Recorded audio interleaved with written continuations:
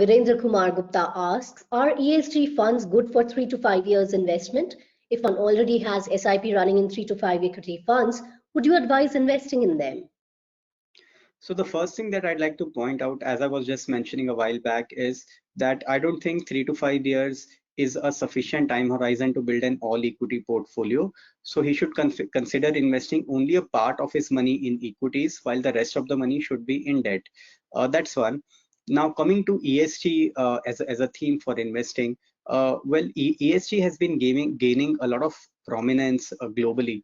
In fact, a lot of global institutional investors consider ESG factors as a part of their investment research process and as a part of their investment selection process, and don't consider ESG as a separate standalone theme in itself.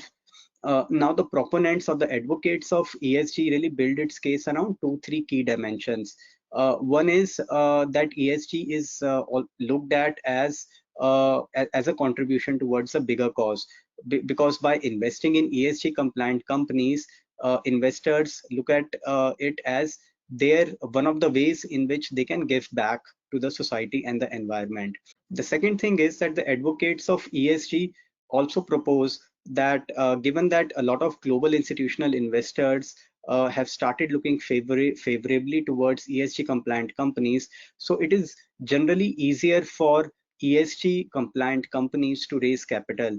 Their cost of capital tends to be lower, and there are also less chances of a regulatory backlash. So all these factors contribute towards building a case for ESG compliant companies.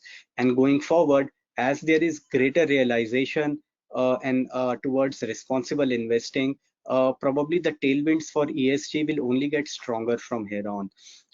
Now, the next issue is that whether ESG funds offer a unique investment proposition.